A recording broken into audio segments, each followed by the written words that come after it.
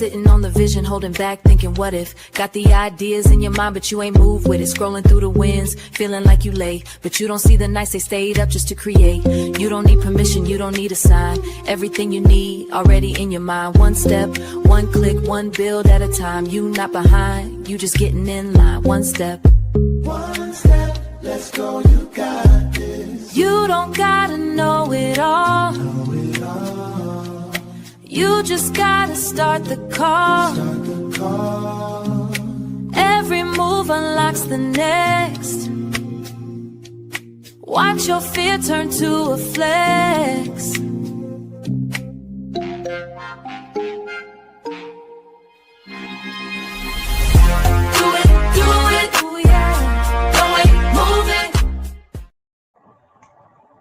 Hi. Intro, wasn't it?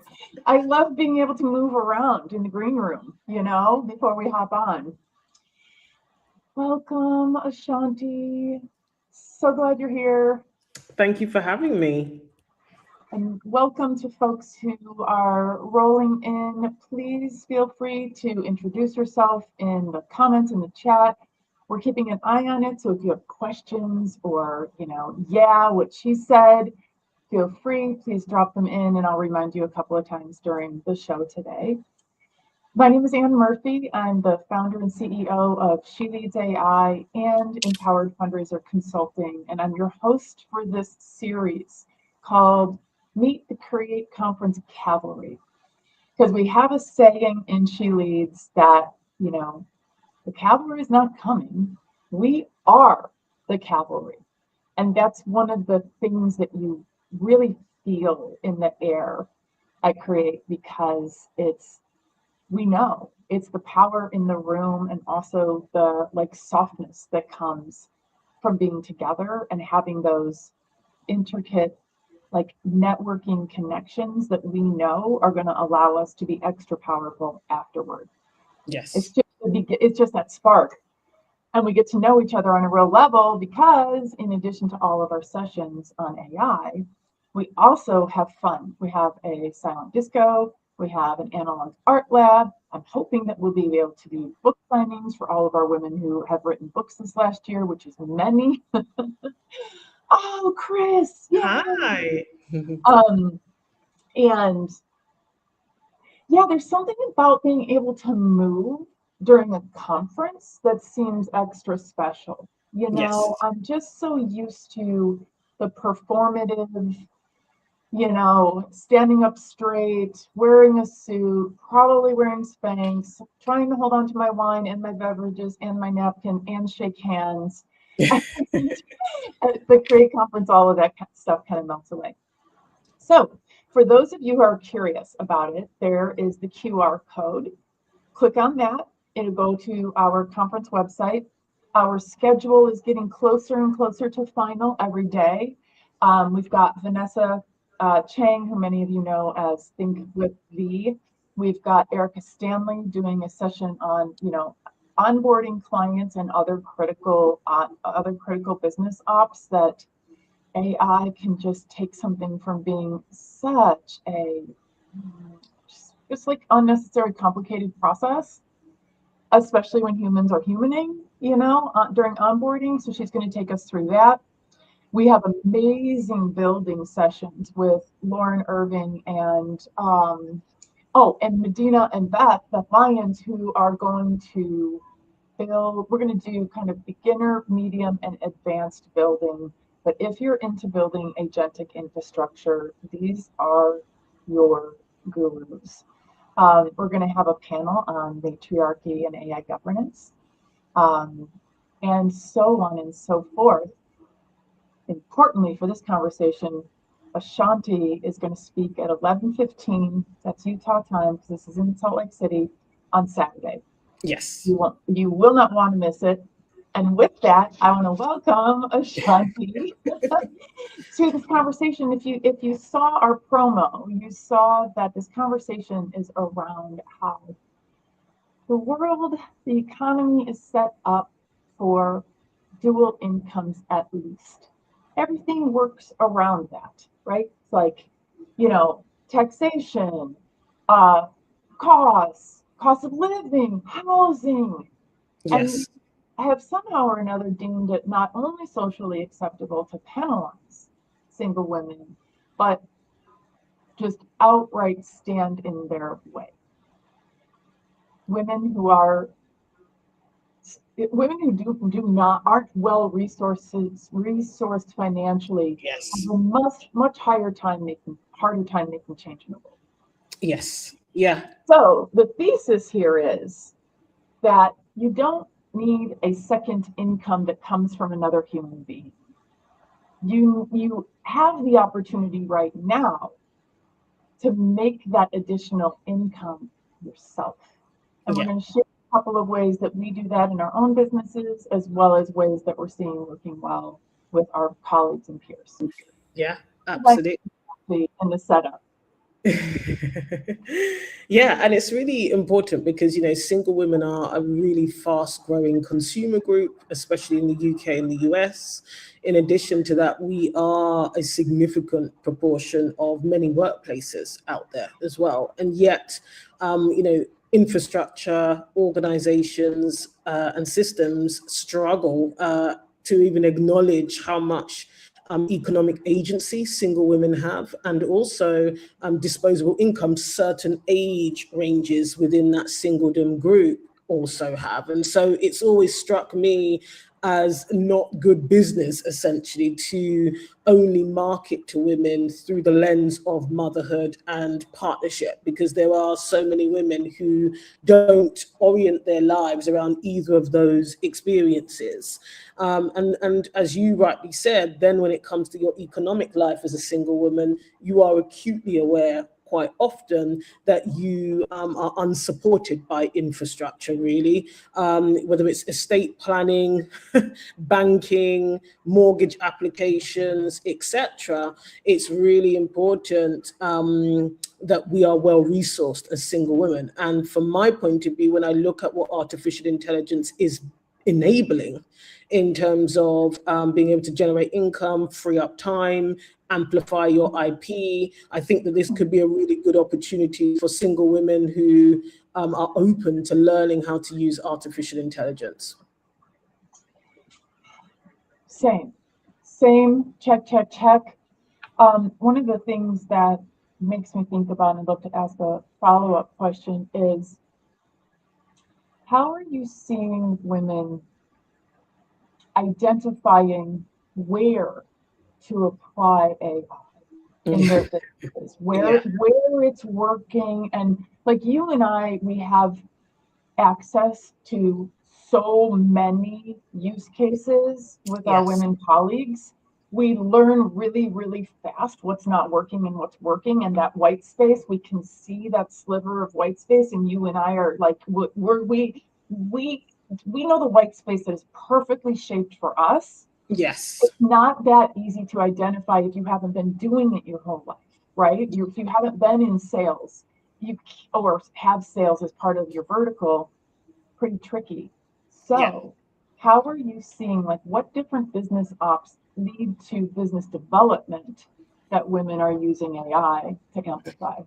Yeah, absolutely. And to your point, there is a bit of a divide somewhat, right? You have women who are in their professional roles where they may be using technology provided by their employer, the enterprise, and they might be using it in a very limited way. And then you do have women who may be contractors, freelancers, consultants, self-employed, essentially, who by nature, you tend to find when you're running your own business, a small business, your own firm, etc., you are generally speaking quicker to adopt technology that can unlock efficiencies in your business. And so when it comes to business development specifically, there are some key areas I would say I've observed and have personal experience in deploying artificial intelligence.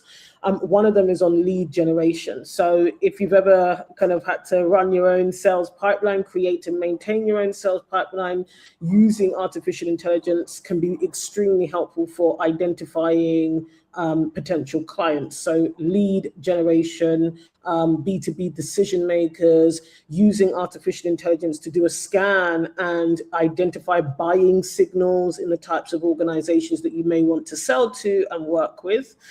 I'd say onwards from that, I use a lot of ops related AI tools in my inbox. So there's a great tool called Town AI. Oh gosh, I keep hearing about it. People love it. Yes, it's really good, I have to say. And what I love about Town AI is that it allows me to connect all of my inboxes and all of my calendars. And so a lot of the tools at the moment, you can only connect one inbox at a time, which is not very helpful. So what it's constantly doing when it sends me my morning briefing, which is also very helpful, it reminds me of what I've got happening for that day, any emails that have come in overnight, but it can scan across all of my inboxes and all of my calendars. At this point, I haven't logged into Zoom to set up a meeting in quite a long time because it can do all of that for me. You can also text, you can WhatsApp, and you can email. So I really enjoy using that tool, and it has saved me immeasurable time. And to give you some more practical pieces, I actually asked Town, but I call mine Tilly. I asked Tilly to scan my inbox for any receipts from the last 12 months. And I wanted to understand what subscriptions I've got, what software I'm paying for, what services I pay for regularly. So not only was it able to audit via the receipts, but it was also able to identify to me the software that maybe I wasn't using, but I was still paying for. Like, these things are really, really great. I also asked it to go through my inbox and look through proposals that I may have sent and never received a reply for. That's all in one document now, and I can just now work that from a business development point of view. I hate emails, and Anne knows this. I'm the last person if you're trying to get me on an email. But with Town now, the way I've trained it, it can automatically respond to emails and say, thanks, I've received this email. It can also send a calendar invite with a Zoom link. So this has freed up so many efficiencies for me as a business owner in terms of how I move through my sales process as well. The other thing I would say that's been really good is that I trained ChatGPT specifically on my proposals. And so nowadays I can take a call transcript with a prospective client and give it to ChatGPT, and it will draft, I would say, a 95% of the way there, first proposal. I just tweak it. And it means that I, as a salesperson, am moving through my business development process so much quicker because, you know, back in the day, you might give yourself 3 working days to write that proposal and send it to a stakeholder. I can send it on the same day, and if not within 24 hours. And that makes a material difference to the pace of a business development process and closing, essentially, the deal. So those are just some of the practical ways that have, I mean, I now will close a deal if I'm standing in Whole Foods in the queue, because I might see an email come in on my phone, but because I've got AI tools now sitting in my inbox, I can close those deals on the go, which for someone like me works incredibly well. Absolutely. So the higher throughput of deals is, you and I have talked about this, like the higher throughput of deals within my vertical. And this is why I will continue to advocate for women who have subject matter expertise. And by the way, you have subject matter expertise. You do, period. You do. It's which angle to choose, which vertical to choose. You have endless amounts of what is most highly sought after, which is wisdom. Yeah. You have wisdom, and you can apply that to your subject matter expertise and use AI through that lens. So Ashanti and I were talking about how, you know, when we put together a proposal, it's trained on our stuff, on our brain. It's not recursive. It's not our brain plus a bunch of AI in a knowledge base bashing around trying to come together, kind of trying to build up a proposal that's decent. It's going exactly to the epicenter, the mothership of who I am. And pulling that out and putting it together. And the beauty of kind of the mindset piece around that is I am a huge fan of leading indicators of sales versus lagging indicators of sales, right? The lagging would be money in the door. Leading is, did you do the outreach, for example? And doing those tasks, those movements, like you said, like if you hate an inbox, it's going to be hard to do a bunch of cold outreach from an inbox manually. I've done it for 33 years and I'm not doing it anymore. I'm not logging in to Gmail. Yes. I'm not. And so, and part of it is because we have a big enough business that we have people who read the stuff. I mean, my email is the company email, but nonetheless, the ability to just, yeet out a proposal to somebody without having an emotional attachment to it because I spent 4 days on it. Yes. That is so valuable because as, I think you'll agree, like this is a numbers game. It is. It's not a send one proposal, get one deal, not in like that kind of a linear fashion typically. It's all circuitous. Yes. And we do the leading indicators, which is the outreach, and then those other forces take over. And being able to just move quickly through that is so much better. It is. And what I think people don't realize is that when you are applying your judgment, your skill, your expertise to that workflow and then turning it into an agent, it becomes far more powerful. And it's one of the reasons why I was very skeptical, if I'm honest, of a lot of the kind of AI-driven lead generation SaaS that has come out, because I like to play about with things given I'm in sales. And a lot of the time it's so broad and generic. It is that subscription that you pay a month. I might as well, again, just pay for Claude and create my own agent that is trained on my expertise, my exact target stakeholder. Because this is the other thing, having done this work now for 10 years, I know who my internal B2B decision maker is. I know how big their team is. I know what questions they ask me during a sales call.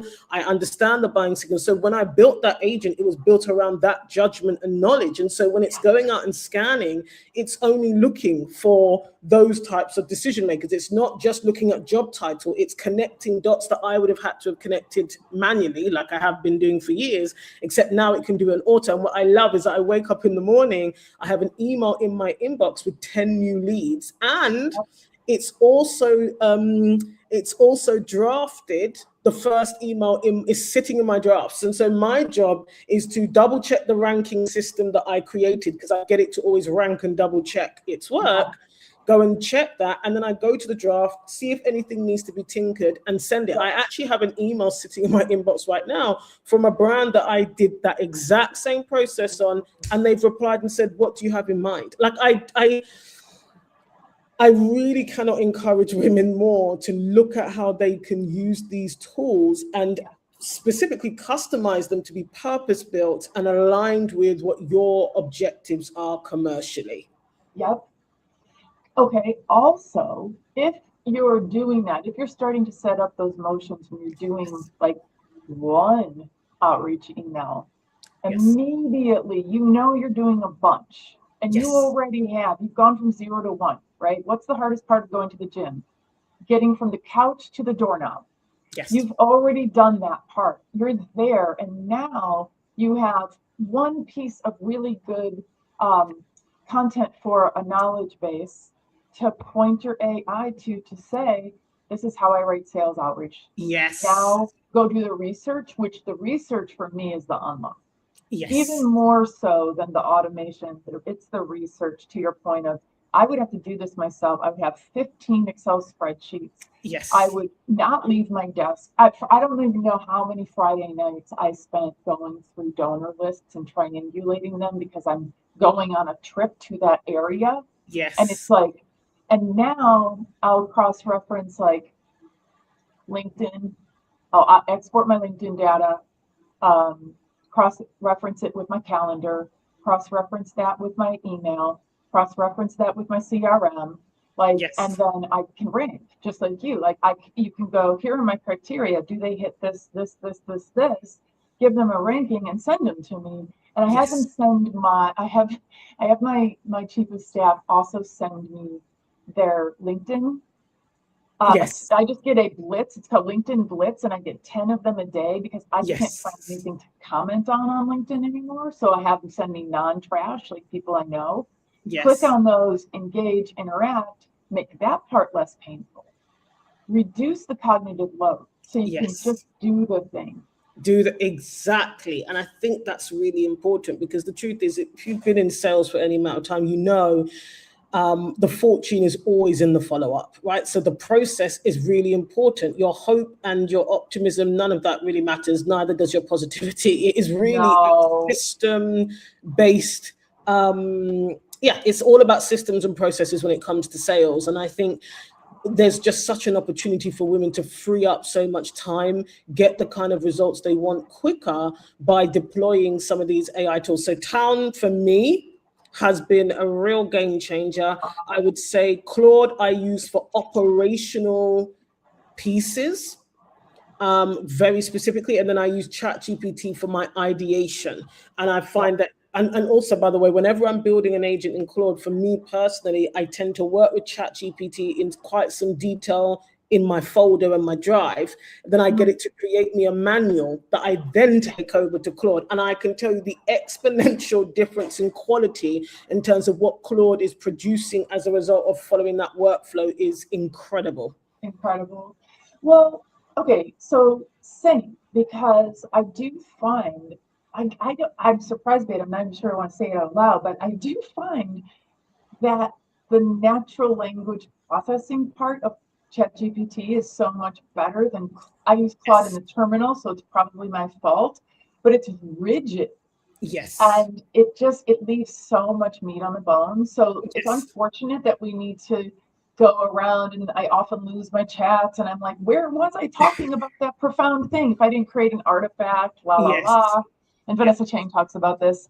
Yeah, no, and you're so right. I don't think Claude is as intuitive as ChatGPT is at all. But when it comes to the operational side, I mean, some of the sales pages I have been able to spin out are just, and again, I will go off 10 minutes, 12 minutes later, come back, the entire funnel has been built. But the reason why that process is so much smoother is because I'll use ChatGPT to map out the funnel using my IP, my words, and then I get it to write a brief for Claude to execute. So I will just upload it into code and go off and do something else. I'll come back and the entire funnel has been built with the right branding. And this kind of stuff would have taken me days to do by myself. If I was to sit down and write the funnel out, it would have taken days, and now I can do it in a few hours max and have something up for selling. And I do want to share this because I do think a lot of women and just people in general are often quite skeptical about this kind of stuff and whether or not people are actually yielding results. Now, I had a day last week. It was last week, Monday and Tuesday, I made $2,000 from a digital product that I used my IP to create. Okay, so I created a digital product with ChatGPT. I then created the funnel with Claude, and within about 6 hours of putting that funnel up, $2,000 came through. And I cannot emphasize enough. And also, all I did, but I have got the right connectors on Claude where I got it to go and pull data from my social channels, i.e. specific comments from my social channels for the last 30 days. We then analyzed those comments. We identified a digital product that would answer the questions and the concerns and the fears and the objections from the comments. I then created that digital product on ChatGPT, brought it back over into Claude, built a funnel, redid the sales page using the language from the comments. That sales page made $2,000 within 48 hours of me putting it up. And that is entirely using my IP, all of our raw data, and ChatGPT and Claude. That probably took me, I kid you not, about 3 hours before that sales page went back up.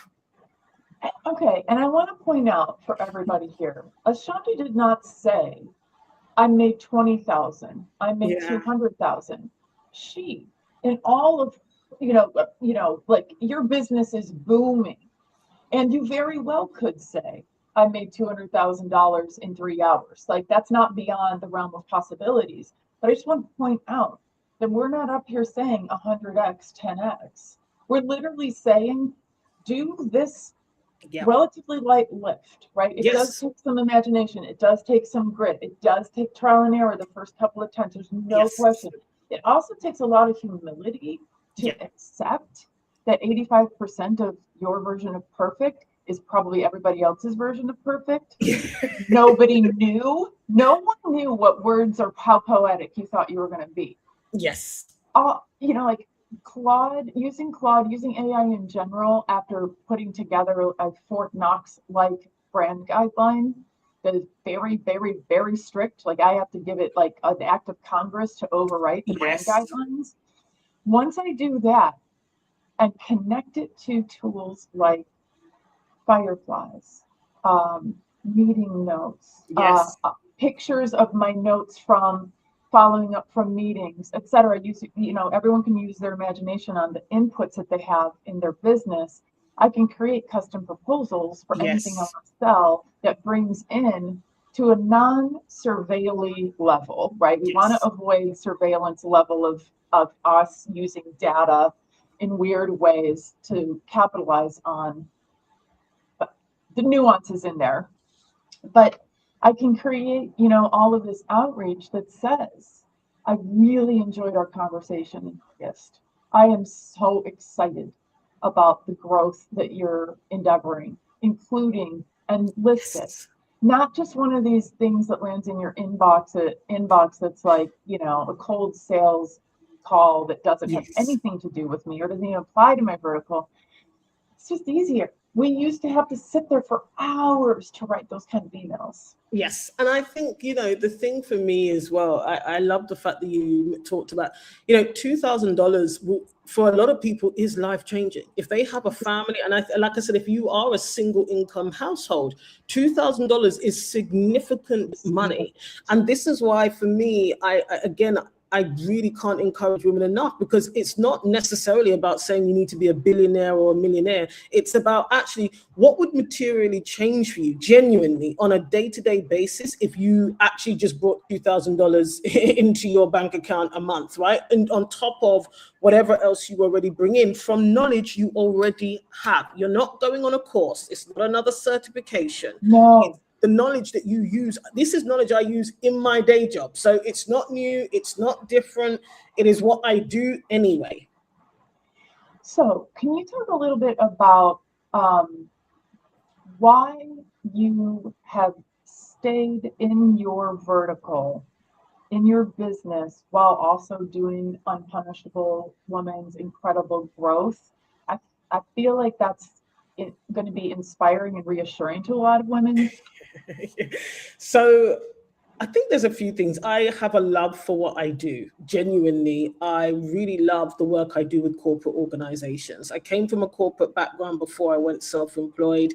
I love the complex organizational problems that require you to navigate and influence stakeholders.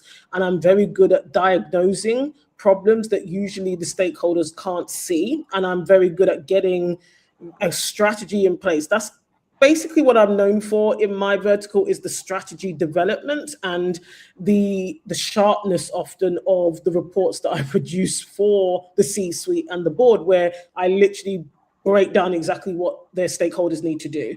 I love doing that work, but also on a very kind of brass level, the money is great, right?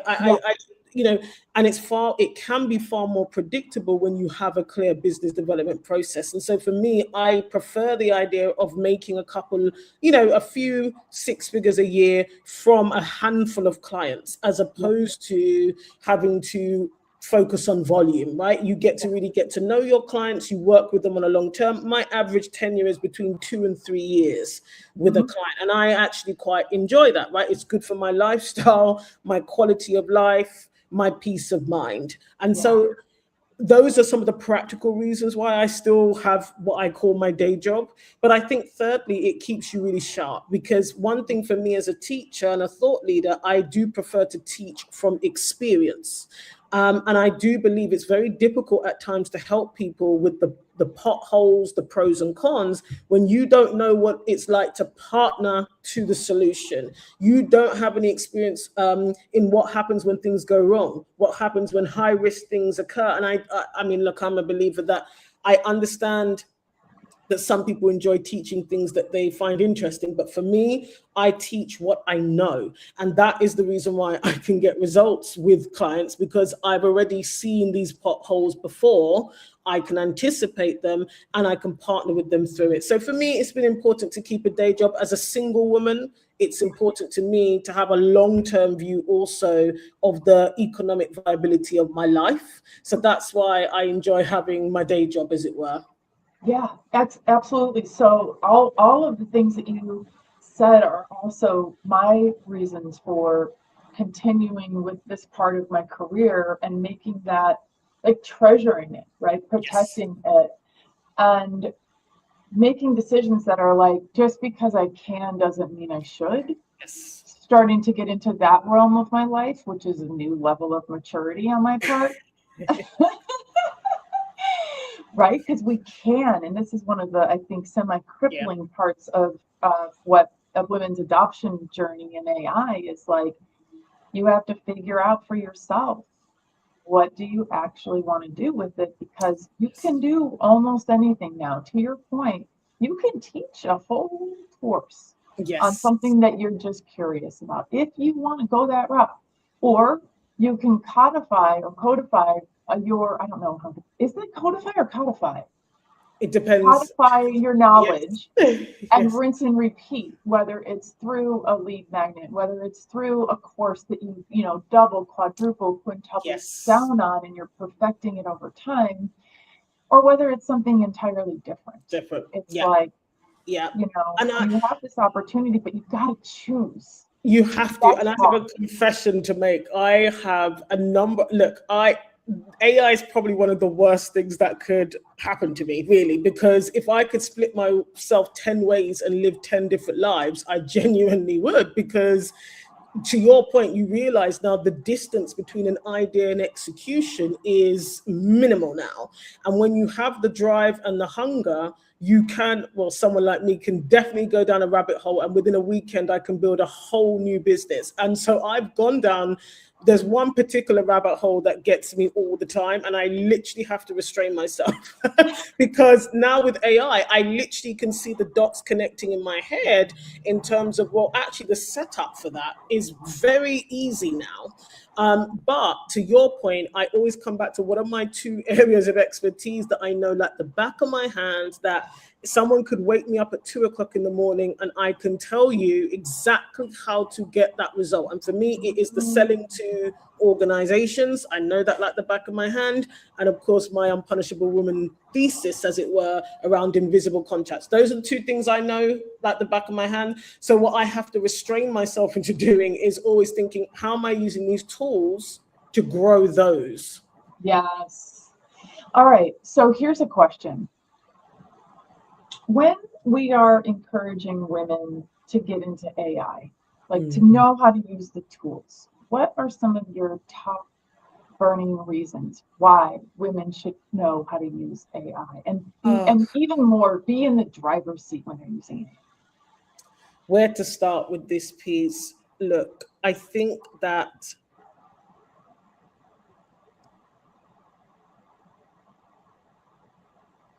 the skills and the expertise and the judgment that you have are invaluable, okay? And we're living in a time now, there are so many moving parts, whether it's the economy, how organizations are choosing to restructure and operate. And so I believe the key thing for a woman to do is keep investing in herself as the asset. That is what provides you with options and leverage and flexibility. It provides you with a buffer when unexpected things happen in life. And I know this acutely, particularly as a single woman in a single income household.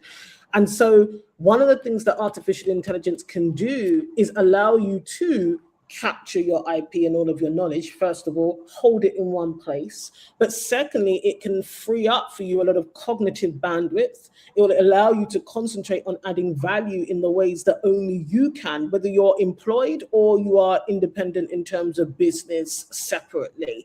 And so it takes away a lot of the admin, the repetitive tasks, the operational pieces, so that you can focus and be in your best mind when you are going out there to deliver.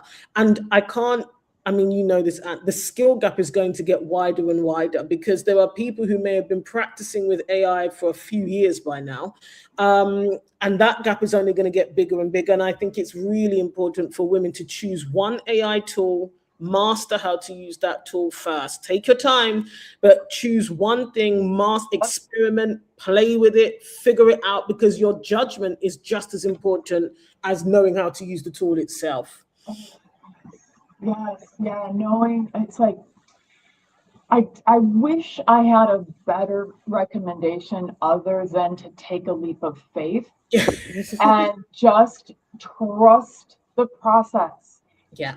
I think it's a very like small handful of people who, if they hunker down and get through those first unfortunate pieces of friction a little bit when you're learning to use AI, just hang in there and know that like every mistake, every frustration, you're compounding your knowledge, and the AI that you're working with is compounding knowledge about how to work with you. So you just got to this is not, unfortunately, you pick it up and it's immediately miraculous, time to value calculation.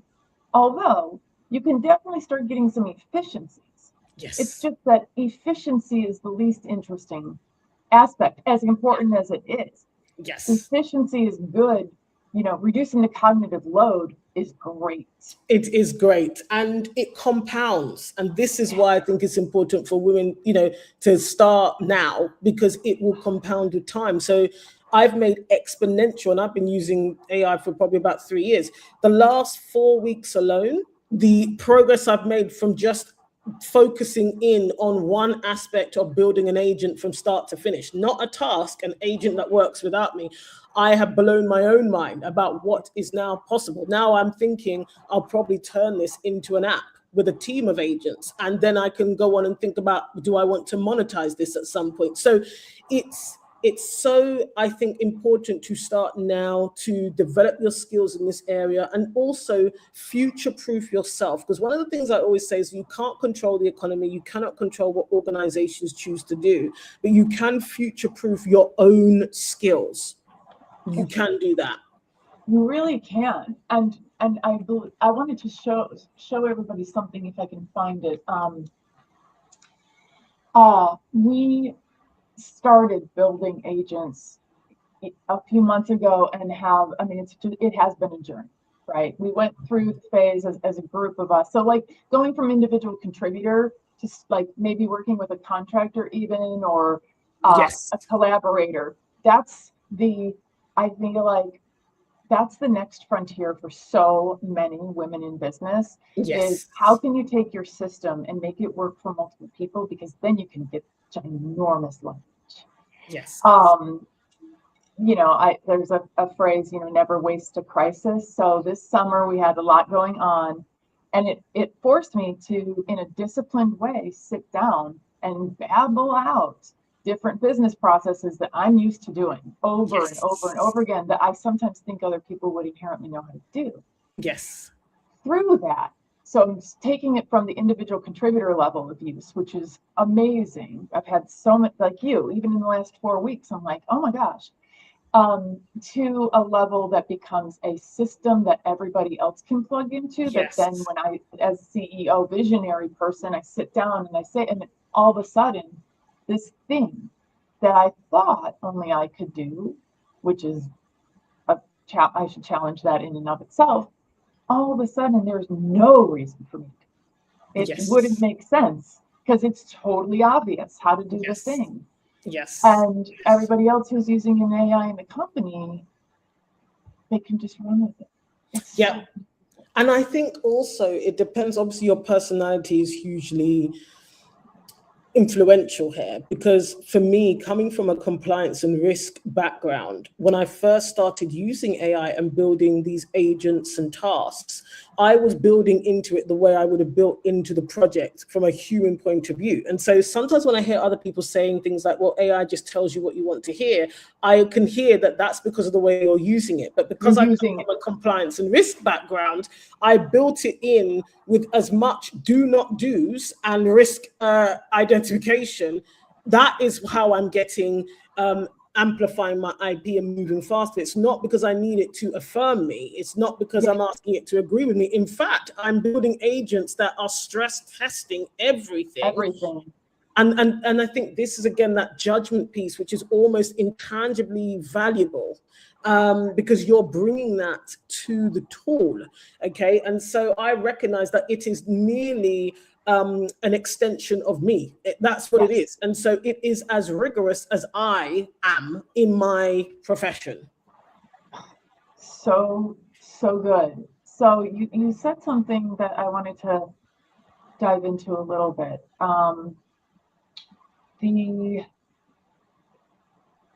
The amplification of IP. Can you share more what that means to you and what it looks like? Maybe even a specific example that you shared with us earlier today of amplifying your IP and what a service that is to others.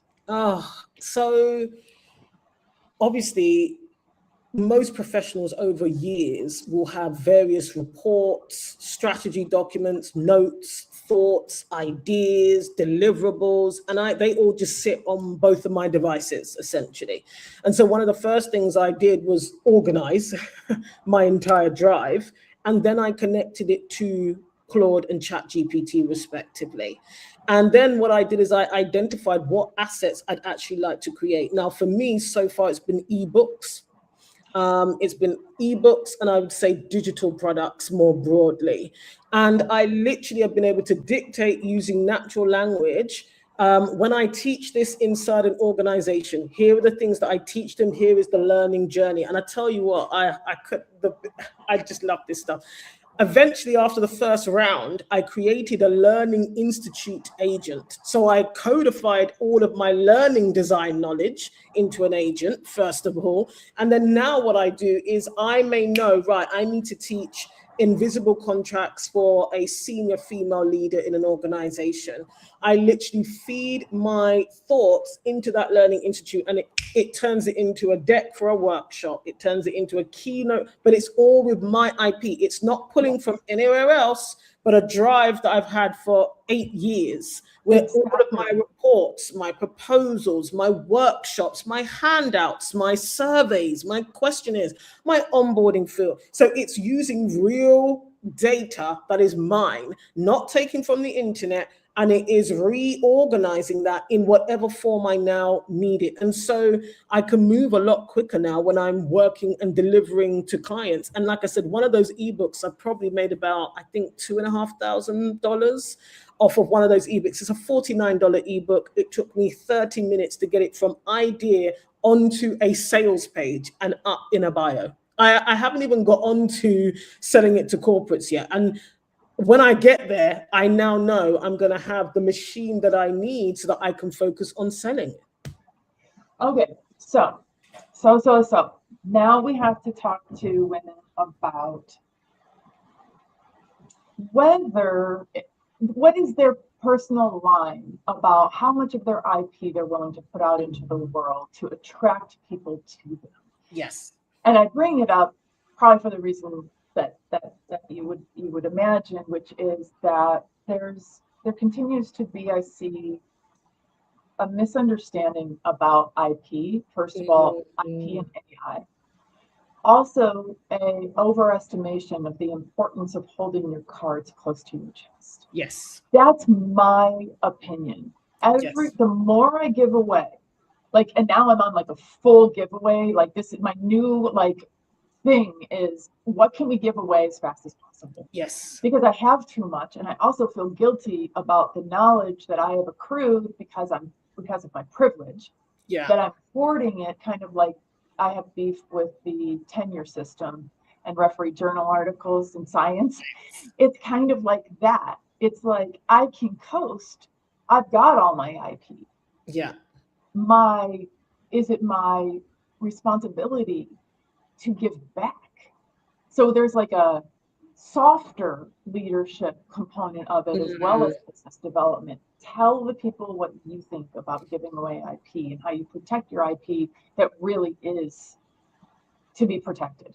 Okay, so I think there's multiple things here. I think one, it depends upon your goal, right? I think this is a big piece. If you are a professor or an inventor, if you, want to be an author, then of course your IP is going to matter to you. But I do think there's a difference between idea and messaging and IP. I think a lot of people still mistake messaging and ideas for IP, and actually they're not, I don't think, the same thing, quite frankly. So that's the first thing. Sometimes you might have an idea and a unique way of messaging, but that doesn't make it IP. No. So we need to get clear on that. We need to be clear on what the goal is, because sometimes there could be a commercial benefit to keeping some things behind a paywall, not publicly sharing full details of whatever that thing is, okay? What I would say though, on the flip side, given how important two things are right now, and I think this is where the game is wide open for women, we know visibility and we know distribution are very important. They hold a lot of capital socially and financially. And so it's very difficult for you to really get to a certain place of visibility and distribution if you're not sharing anything that you know, okay, right? Because the truth of the matter is, it is through messaging and ideas that you will increase your visibility and your distribution power. And so I think there is a piece here about women taking a leap, as you said, and focusing on the material upsides of becoming more visible and having distribution power specifically. And one of the ways that you can do that is by building trust and positioning yourself as an authority. It has to be inevitable, non-negotiable, that you are the authority. And the way to do that is, I believe, by sharing your best ideas. And the thing about artificial intelligence, it has completely democratized access to information anyway. So if all you've got behind a paywall or in a drive is some information, I'm not sure how valuable that is to a paying client. What usually is valuable, and again, this goes back to judgment. So your judgment, your expertise, often your lens on whatever their problem is. And I do find as well, when you look at the behavior of a lot of buyers, whether that's in B2B or B2C, they don't have the time, the cognitive bandwidth to be going through your course. That's not really generally, they want the answer, and they want the answer to be relevant to what it is their goal is. And I think that is what usually clients are investing in, as opposed to really understanding your 7-point framework, respectfully. And if they are even a tad bit efficient with these tools, like me, I am only going to take your download and feed it into AI anyway and tell me what are the top 3 points that apply to me, okay? Because I'm not going to read a 62-page report at this stage. And so I think that depending on what your goal is, the focus should be position yourself as an authority, compound on visibility and distribution power, share everything you know, because that is how I believe you build trust to the extent that people think, I just want to work with her, or I just want to hire her, and that's it. We have in our audience somebody who's taken this, and been just a poster woman for this anatomy, right, of building your trust moat, building your distribution, power. So Chris Hewson, if she's still here, shout out, amazing woman. She has kind of little by little, block by block, built her visibility and her demand gen world. And I want to share with people that what I appreciate about Chris's content is that she's 100% real. You can absolutely tell that she's put her wisdom into it. And here's what I really like is in a short post that we can all grok, whether we're skimming or scrolling or doom scrolling or overwhelmed or standing in the line at Whole Foods. A little nugget, it's a snack. And but the thing is, it's so potent because she has crystallized so much thinking and a very clear point of view on AI into something that's so useful for me. And now she has consistency. She Yes. has, you know, a track record. She is a real person to anyone who goes and checks, right? Maybe they might see her in a chat, you know, on TikTok or something like that, and then they go and check and they say, oh wow, she really knows what she's talking about. Yes. And she can build on that. Like, and I don't want to put words in Chris's mouth, but like, I don't know how many of us wake up in the morning going, you know what I can't wait to do today is engage with everybody on LinkedIn. Like, right? But she's taken this approach that I just think is, if you're not already building your trust moat by doing something to prove you're a real person, look at Chris Houston's rise on LinkedIn. She makes it look graceful to start doing. The thing for us as women, I believe, to think about is that these are completely free platforms. Social media is free to start a page or an account. Now with these tools, you're talking about $20 a month, right? I think we need to understand here, the gates are wide open. There are no more gatekeepers, to be quite clear, and bigger companies are really having to think, what is their value add? Because like I say, information alone is not something people are going to pay for anymore. I myself have just cobbled, I say cobbled, but I spent about a week and a half researching funnels, right? And now I put together a funnel that I would have before probably had to have gone into a 10K coaching program for them to teach me this funnel. Bearing in mind, let's be honest, when you join a lot of these coaching programs, and this is one of the things I love about being here in the US, because you're surrounded by a buying mindset, right? And so you're really inside of buying psychology all of the time here in the US, whether you're buying a skincare product from TikTok or, like I say, a coaching program through Instagram, you're inside buyer psychology all of the time here in the US. And, you know, I know from experience that if I joined a coaching program, because I've done the $30,000 masterminds before, did that for a good chunk of years, loved it.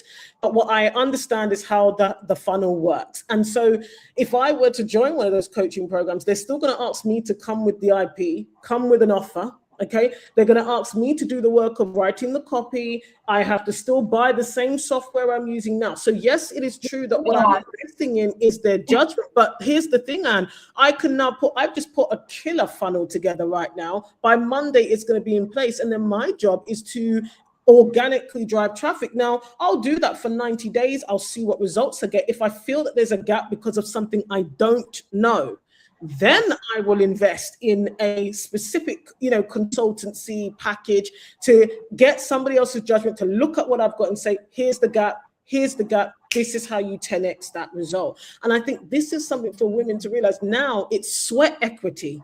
It's time. That's all we need now. There are no other gatekeepers. And one thing women are good at is being industrious and resourceful. So I really feel that there's the field is wide open now. Yeah.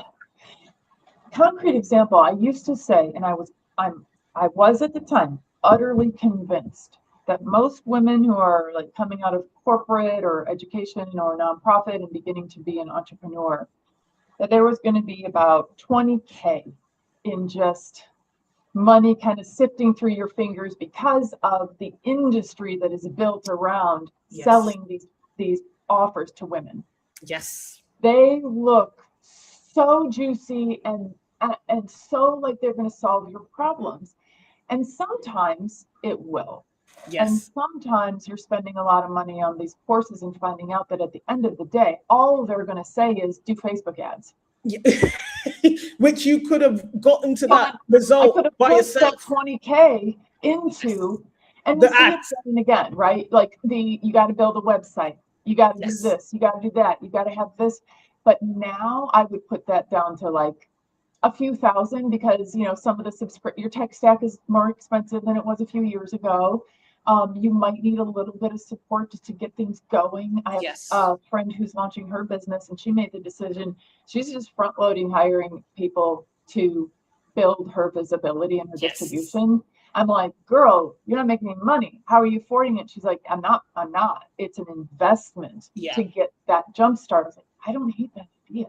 Yeah. You know, but this is the thing. You make a very good point about, like I say, look, marketing is a powerful skill when you have it, right? Because I have been through nearly every funnel there is because I just enjoy it at this point as a business person. But I can agree with you. A lot of the time you get your little login and these videos are taken in someone's basement or attic. They don't answer all the questions. Half of it is information you do already know as well. And the bottom line is you have to put the work in. And you could have got that answer without paying for that. And this is why I said it's the judgment that's valuable. Even for me, that's one of the reasons why I put my knowledge out there on YouTube. There is nothing for me to charge to tell you why and how this is done. It's more a case of if you want to get there quicker and you want my judgment, that's when you would invest in my services. It's the same for my corporate clients. I'm not charging them to hand them in a report. What they're paying me to do is how do we mobilize the stakeholders we have to deliver this result quicker? That is what they're paying me to do. Yep. Yeah. Okay, everybody, somehow or another an hour has gone by and I do not know how. Catch our next live event on Thursday, September 3rd, where Ashanti and I are going to keep sharing ideas on how you can, concretely start making more money because you have AI in your life. We're going to talk about invisible contracts. Yeah. Very important for us to actually be aware of these contracts that are going on around us that we never signed up for, but that somehow we are controlled-ish. The world would like us to be controlled, so to be able to see those when it comes to wealth accumulation, using AI, doing business development, being a single woman, being an unpunishable woman, and because I am such a fan of Ashanti's work, I will say that our goal is to be resourced, rested. What's the other R? It's rooted, regulated, and resourced as women. Yes. Yes. Yeah. So that's the goal. Yes. It's so exciting. And thank you for having me on the show, because I do think that we do need to be talking more openly about artificial intelligence, some of the conflicts that we feel maybe as women about artificial intelligence, but specifically, how do you leverage it to become more resourced? This is like, I float through the world more or less at the moment because I'm single and child-free. And now with AI, I can make money from anywhere in the world. There is nothing really that is beyond me in terms of information, instruction, applying my knowledge. And it's all now about my sweat equity. And I love that personally for women. Me too. Me too. Okay, everybody, come back on September 3rd. Connect with me and Ashanti on various social media. Definitely check out Ashanti's YouTube page because she's pouring into it, and there's going to be some fire content coming up in the next couple of weeks. I know because she's told me what it is. And just know, like, you are so, part of being rooted is you are so entering into a warm community of women in AI. We back each other up so wonderfully. Yes. And if the whatnot ever hits the fan, the first group of women I'm going to is my WhatsApp of women in AI. Yes. It's true. It's true. Thank you, everybody. Appreciate you. See you soon.